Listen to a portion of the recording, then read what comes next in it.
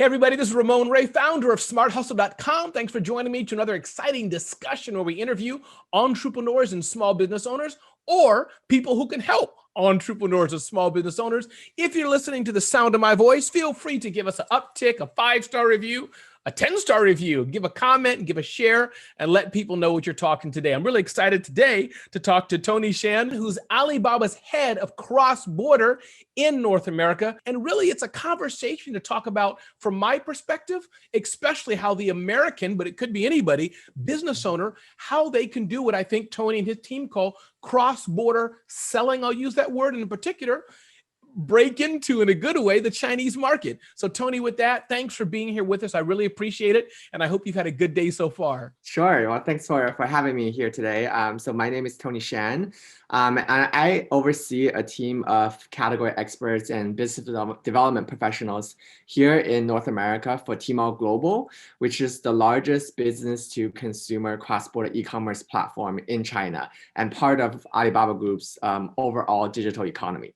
Got it. So it is Tmall is what you're over and part of the greater Alibaba Group line of business units. Yes, correct. Tmall Global. Yes. Got it. Very nice. So Tony, listen, today, I wish we had 6 hours to have this conversation, but I really want to dive into kind of a 101, as it were, a beginner's guide to business owners who are looking to expand. You have that business owner who made cups, pens, wallets, whatever they made, and health and beauty products and more. Mm-hmm. They're selling it in the US. Many in the US, we have our platform for selling online, but you're the expert in how we can go beyond US markets, and in particular, correct me if I'm wrong, Chinese markets. Can you start at the high level and kind of 101, what is Tmall? Why do we need to know? And how is that helping us do that? Let's start there to define what Tmall is and why it's important for this conversation. Sure. So Tmall Global, it is the premier destination for Chinese consumers to buy imported goods, and also for global brands to reach over 800 million of these consumers within the Alibaba ecosystem. So what we do is we work with brands from around the globe who are interested in tapping into the Chinese consumer base and the Chinese market, and help them launch their brand onto our platform to be able to reach these consumers. Got it. And so I understand, not that you can speak for all Chinese people, neither can I speak for all US people, but help us understand just the philosophical mindset of what's happening. Meaning, and pardon my ignorance, in the US, if I was here, Mexico's right there. We love maybe Spanish food, Mexican food, as it were, or products, or ethnic products, non-American, not in a bad way, but we want to expand our palettes and what we're buying. Is that similar in the Chinese market? You have the Chinese customer who's saying, yeah, we know Chinese products, but hey, we want to buy American scissors, or we want to buy spices from India. Is that a parallel, that type of what's happening? They're just looking to have a variety of things in their home or businesses. Am I on track there, or am I off base? Yeah, definitely. I think what we're seeing is the Chinese market in terms of how consumers have transformed over the years. It's really going from a manufacturing economy into a consumption economy. We have these Chinese consumers, who are now able to travel abroad and be able to see, the different brands and different products out there. So they would want to purchase these goods, even when they're at home, to be able to improve their lifestyles. And it's what we call like a consumption upgrade, because now they have more disposable income in order to buy these things. So that's why I think cross-border is a great opportunity for these brands to reach these consumers, because there is a demand for global imported products. Got it. I love it. And then, as best you can, I'm sure there's a lot of PDFs, and I know Tmall, and we'll link to it, has a lot of good documents. I was on the site before we came, how to, be listed on Tmall Global and et cetera. But as best you can you lay out maybe a few high-level points? I'm an American business person. We have our facial products. We have our pet food. We have our jackets, whatever. How does it go from I'm making it here to then being listed on Tmall Global? And I'm sure in some way there's some manufacturing with Alibaba, but can you just break down maybe how that could work at a high level to finally get that product to be bought by a Chinese consumer? How does that work? Yeah, so we offer various business solutions for international brands to venture into the China market. And depends on what a brand's strategy and objective, we can work with them to kind of tailor their market entry strategy. There's different types of models that we can work with these brands on. I do think specifically for small, medium-sized brands, our hope is to really enable these brands and merchants to grow their business and broaden their customer base, and also bring high quality American products to consumers in China. Right. So specifically talking about from our solutions for these SMEs, this year especially, we have placed more emphasis on this model, what we call Tmall Global Overseas Fulfillment. Okay. It is a lower cost, lower risk way for brands to test the waters. And it's also an additional channel to sell their products and an opportunity to fine tune their go-to-market strategy before making a potentially a full-fledged entry into a new market, into China specifically. So this program we launched about 2 years ago. As I mentioned earlier, we were seeing a continued expansion of consumer demands for imported goods, especially we're seeing with the expansion of the middle class in China and the increase in this discretionary income across multiple consumer demographics. So as their spending power climbs, these consumers are increasingly looking for high quality products from reputable international brands. And also, I think a lot of our customers are what we consider millennials and Generation Z consumers, right? The post 1995s. And they are more willing to try different brands that speaks to their personalities and lifestyles. So this overseas fulfillment program is a way to introduce more selection from around the globe faster and easier compared to a more traditional import process where you do have to take time and investment in terms of getting the product from here in the US to China. So yeah, so I think potentially perhaps I can expand on this overseas fulfillment program and what that means. So this is, it's great for brands who are interested, but if they don't want to fully commit or venture into the market right away, this is a great way to also gather some information and data as well. So for this program, we actually use warehouses in Los Angeles and also New York here in the US to fulfill orders directly to the end consumers in China. I see. Okay. Yeah. So this is interesting. Yeah. So it offers more inventory flexibility for small and medium-sized businesses and provide lower logistics and operational cost, as our own operations teams in China will be the ones that's selling the products through our own self-operated storefronts. Yeah. I like this. And so as an example, and again, correct me if I'm wrong, and I know time is short, but this is exciting. So you pick a scenario. Would we want to pick health and beauty or physical product? Let's play a bit. What's a good example?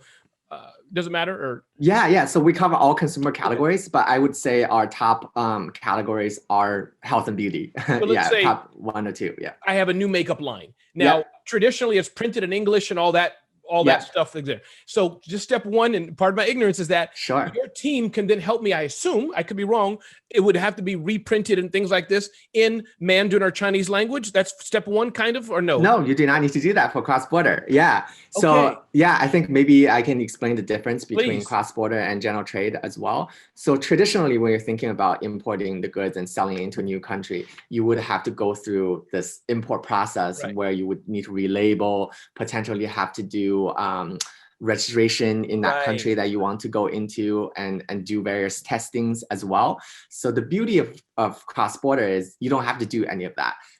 You can just keep your product in its original packaging as if you're selling it here in the US. And I think also from a consumer perspective, they want to get products from the country of origin. Yeah. And you also don't need to do the Chinese labeling or the testing in China as well.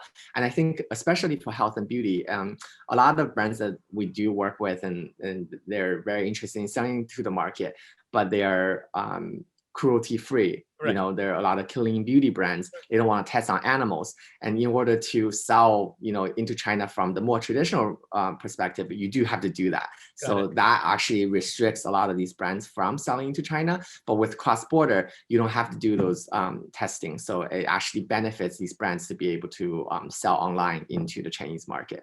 Got it. And so then, to close that chapter, or as we say, put a bow on it, that means I have my 50 pounds or 5,000 units, whatever it may be. I don't want to get too detailed of a product. Tmall and Alibaba have a team that I can do whatever paperwork, whatever is needed, and ship this to the warehouses. And then right there, that's pretty much it. Your team can list, add, and at some point I get a check. Am I simplifying it too much, or is that pretty much? Yeah, I think in a simplified version, that's kind of the process. Of course, there's a lot of work that needs to be done behind it. I do think for a brand that are interested in utilizing our overseas fulfillment and shipping it into our US warehouse to sell onto our platform, we have the team here in the US, which I think is also an advantage because we speak the language and we understand both the Chinese market and also the US market. So we can work with these brands to figure out, what's the best way and best strategy to sell into China.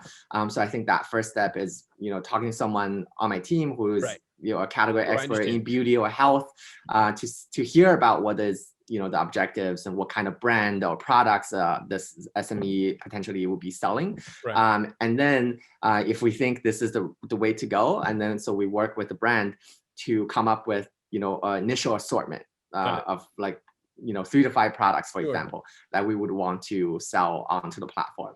And then we would arrange for the shipment of goods to either our LA or New York warehouse. And then we do also need to collect a lot of the product information, right? Because we are selling online, you don't have that physical interaction with the products themselves. So you need to have really good descriptions and images as well to really tell your story and highlight the key product features of these items as well. And then our team will actually do the operations and selling in China and utilize various resources that we do have as a platform to help build the brand awareness and then the sales conversion.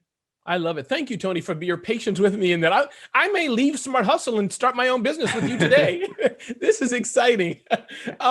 What are some misconceptions, Tony? And again, I'll work with the team and put links to all these things here. I think this is great. Are there any particular misconceptions? Like Ramon, we work with small businesses all the time, and here's the 2 or 3 things or 4 things that they really should know about as they get into cross-border trade and selling. Any big misconceptions that you wish everybody would understand?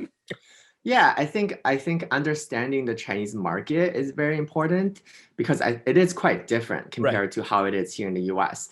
How consumers shop is different. Marketing and promotions are unique as well. So I think if a brand is just looking to replicate their US strategy directly to China, I think it's more than likely that it would not work because it's just very different. So I think it's very important to tailor a business plan specifically for China. And then my team here in the US is to help with that as well. Got it. And then also, are there, like in the US, we have various marketing strategies. You have the product itself, but you can put a budget to spend differently, market differently, do things. Is that a similar analogy, as it were, working with Tmall and your team? Like, for example, if I'm Nike, I'm making it up, a famous US brand, or Starbucks, everybody in the world knows these. So it's not quite fair as maybe, I'll use my scissors, Becky selling scissors. How does she start, if that makes sense, Yeah, I think although our operations team in China will be doing the selling for this overseas fulfillment program that we've been talking about, we would like the brands that we work with to stay involved and really help us drive the brand awareness in China, both within our overall Alibaba ecosystem, but also outside of Alibaba within the Chinese market as well. So we see this more as a partnership to really venture into a new market together and explore, right? So as a platform, I think we are able to provide a lot of macro category data trends and the customer demographics, their preferences, what they like, what they do not like. But then from operational perspective, like successful brands would also be need to be willing to try different things, like working with us on a live stream, which is Right. Okay. very hot right now in China, and doing content marketing and like funding different promotions, doing big campaigns Got to it. drive that overall awareness and help the long-term success of the brand in the Chinese market. And by the way, Tony, I'm going to tell you while you're here, I love live streaming. So if you have a brand who wants a crazy American to do live streaming in English, I can tag team with one of your Chinese influencers. Sure, yeah. That's my dream. Yeah, we do. We actually do that a lot with U.S. celebrities Sure. and influencers, and paired with Chinese like key opinion leaders as well to do these like cross-country live streams. Absolutely. Yeah. And then I think one more question, Tony, and again, this is such a great conversation. This will be my final question, but I leave it to you. Anything I didn't ask you, when we're talking about cultural sensitivity, and again, you can probably help me ask the question better than I'm trying to ask it. But you have the entrepreneur, the business owner themselves. You have then the brand, and then you have the product. Is there any, like me as the business owner, should I understand Chinese culture and Chinese consumer more? Or can I leave it to Tmall, somebody else to worry about? Or my brand, should we be sensitive as a brand to the Chinese customer? Does it make sense what I'm asking? And, there's different, there's my example, there's the scissor, there's the owner, but then maybe the brand. How do you, and look at those, what's your advice for the American business person? Yeah, I think like I mentioned earlier, it is a different market and the consumers expect and behave differently as compared to the consumers here in the US. Right. I think it's important for brands to think about, what are your like brand messaging or products that you want to feature or promote in China. It might be the same, but it might also be very different here. We do see a lot of brands that we work with that they think like, oh, these are the top items, top sellers I have in the US, and it should translate and sell in China as well. But really, it's like surprising sometimes where certain items they don't think will sell actually sells better in China. So I do think there's these type of nuances and differences that I think from my perspective, just have the brands keep an open mind. And again, like we're here to provide the information and help them really fine tune and tailor their overall approach. For sure. No, this has been great. Tony, anything I didn't ask you today or anything you wanted to mention before we sadly conclude this discussion? But it's been so good. And I encourage my listeners to go to Tmall. We'll have the links in there. But anything you wanted to mention or anything I didn't ask you that you wanted to share? Yeah, I think I just want to end by saying, as we know, this year has been very different and challenging, especially for SMEs, I'm sure. But I think we know that they're very resilient, always looking for ways to expand their businesses. But I do think as global travel is going to be restrictive in the near future, at least from a Chinese consumer's perspective, they aren't able to travel and shop abroad. So a lot of the budget spending like left for travel are more likely to go to shopping and consumption online.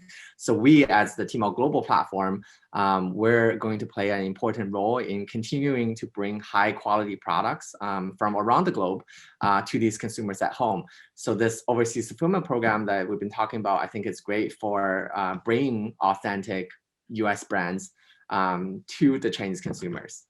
Absolutely. And listen, Tony, I'm excited about it. I'm a content person, but maybe I'll invent something tonight and try it out. But Tony Shen, Alibaba head of cross-border business development in North America, is with us today. My name is Ramon Ray, founder of smarthustle.com. And this has been another exciting podcast discussion article. If you're listening to the sound of my voice, give us a vote, give us an uptick, share the article, give us a comment, and learn about cross-border development and for your business as well. And again, you can check out this interview